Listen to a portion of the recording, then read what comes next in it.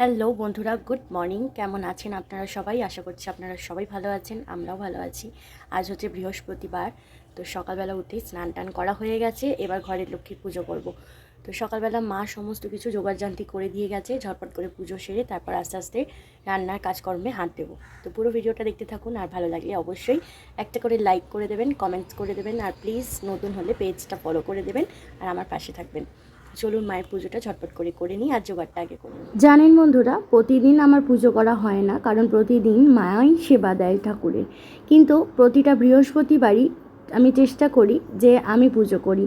তাই প্রতি বৃহস্পতিবার মা সকালবেলা নারায়ণ স্নান করান এবং আমাদের যে গোপাল আছে সমস্ত ঠাকুর দেবতা স্নান টান করিয়ে পরিষ্কার পরিচ্ছন্ন করে ফুল টুল সমস্ত কিছু চন্দন বেটে জোগাড় করে রাখেন। তারপর আমি আমার সময় মতন এসে মায়ের পুজো করি। আর এই হলো আমাদের ঘরের ধানের লক্ষ্মী পুজো, যেটি বছরে 3বার হয়ে থাকে। এবারে পৌষ মাসে আমি আবার মায়ের পুজো শুরু করব, যেহেতু আমাদের আগের বছরে কালসুট ছিল তার জন্য।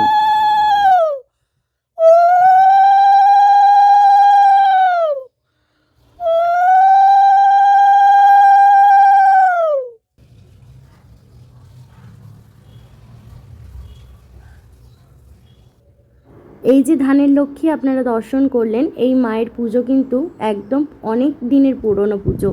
আমার ঠাকুমা শাশুড়ি এই পুজো করতেন, তারপর আমার শাশুড়ি করতেন, তারপর আমাকে দায়িত্ব দিয়েছেন এই মায়ের পুজো করার। বছরে 3বার আমাদের এই পুজো করতে হয়। আর পৌষ মাসে নতুন ধান দিয়ে এই ধানের লক্ষ্মী পুজোটা শুরু হয়। প্রতি বৃহস্পতিবারই সকাল বা সন্ধেবেলা আমি চেষ্টা করি মায়ের ব্রতকথা পাঁচালি একবার হলেও পড়ার। যদি সকালে কোনো সময় না হয়, সন্ধেবেলা অবশ্যই পড়ি।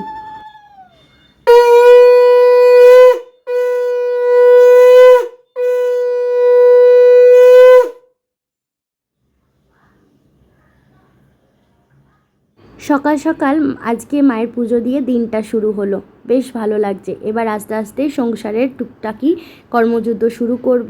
তো আজকে ভিডিওটা কেমন লাগলো অবশ্যই জানাবেন, আর ভালো লাগলে সাপোর্ট করবেন।